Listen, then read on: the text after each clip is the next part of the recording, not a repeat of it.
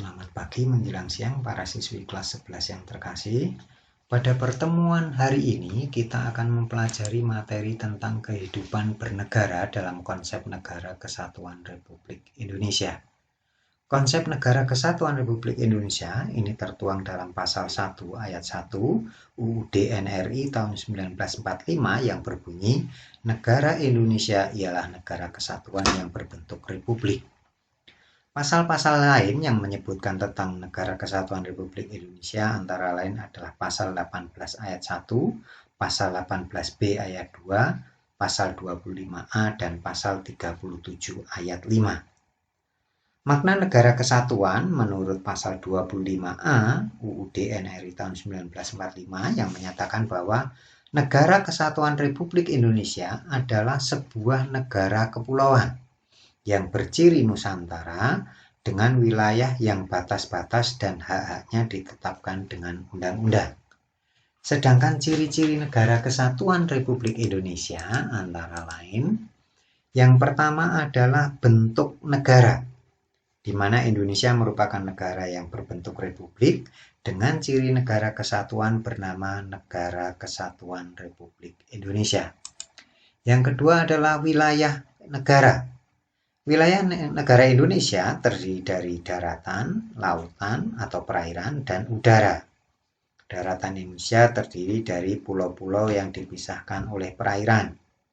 Sedangkan wilayah Indonesia terbagi menjadi 34 provinsi, di mana tiap provinsi dibagi menjadi beberapa kabupaten atau kota yang diberikan wewenang untuk mengatur daerahnya masing-masing atau yang kita kenal dengan istilah otonomi. Yang ketiga adalah keadaan penduduk. Indonesia mempunyai jumlah penduduk yang sangat padat, yaitu lebih dari 250 juta jiwa. Nah, apabila jumlah penduduk yang sangat besar ini dikelola dan dikembangkan potensinya, ini akan menjadi sumber daya manusia yang luar biasa. Di samping itu, Indonesia juga terdiri dari berbagai suku, budaya, agama, tetapi perbedaan itu tidak menjadi penghalang untuk kita tetap bersatu. Yang keempat adalah kebudayaan. Banyaknya suku bangsa di Indonesia menyebabkan Indonesia mempunyai keanekaragaman budaya. Selain kebudayaan asli, ada juga yang merupakan gabungan dari kebudayaan luar yang masuk pada zaman dahulu, misalnya kebudayaan dari Arab, Cina, maupun India. Kemudian yang kelima adalah Indonesia memiliki alat pemersatu bangsa. Alat pemersatu bangsa Indonesia antara lain yang pertama adalah bahasa persatuan yaitu bahasa Indonesia, yang kedua bendera negara yaitu sang merah putih, yang ketiga lagu kebangsaan yaitu Indonesia Raya, yang keempat lambang negara yaitu Garuda Pancasila, yang terakhir adalah dasar falsafah negara yaitu Pancasila. Sebagai negara kesatuan yang berbentuk republik, kita memiliki banyak sekali keunggulan dibandingkan negara-negara lain. Keunggulan yang pertama adalah dilihat dari jumlah dan potensi penduduknya yang cukup besar karena Indonesia itu menempati sebagai negara yang memiliki jumlah penduduk terbesar di dunia dalam urutan yang keempat setelah Cina, India, dan Amerika Serikat. Jumlah penduduk yang besar ini merupakan potensi yang tidak ternilai harganya, terutama dalam upaya mengisi dan mempertahankan kemerdekaan, karena ini sebagai modal dasar dalam melaksanakan pembangunan, terutama dalam upaya menyejahterakan bangsa. Yang kedua, memiliki keanekaragaman dalam aspek kehidupan sosial budaya, seperti adat istiadat, bahasa, agama, kesenian. Kemudian yang ketiga adalah konsep wawasan Nusantara. Dalam pengembangan wilayah, kita memiliki konsep wawasan Nusantara sehingga sekalipun terdapat berbagai keanekaragaman, tapi pada prinsipnya kita tetap satu pandangan, yaitu memandang bangsa Indonesia sebagai satu kesatuan ideologi, politik, ekonomi, sosial budaya, dan pertahanan keamanan. Dan yang keempat adalah semangat Sumpah Pemuda yang merasuki jiwa dan kalbu bangsa Indonesia. Ini menunjukkan kita sama-sama memahami satu wilayah negara satu tanah air, yaitu Indonesia.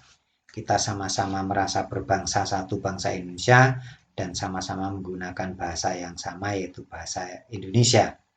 Juga memiliki sejarah yang sama, yaitu sejarah Indonesia. Kemudian yang kelima adalah memiliki tata krama dan keramah tamahan. Ini dimana sejak dulu bangsa Indonesia itu terkenal sebagai bangsa yang ramah, yang sopan, sehingga menarik bangsa-bangsa yang lain untuk datang ke Indonesia. Kemudian yang keenam adalah letak wilayah yang amat strategis yang berada di posisi silang dunia, sehingga Indonesia menjadi wilayah yang sangat ramai, yang mudah dikunjungi dan disinggahi oleh bangsa-bangsa lain. Dan yang ketujuh adalah memiliki keindahan alam yang luar biasa.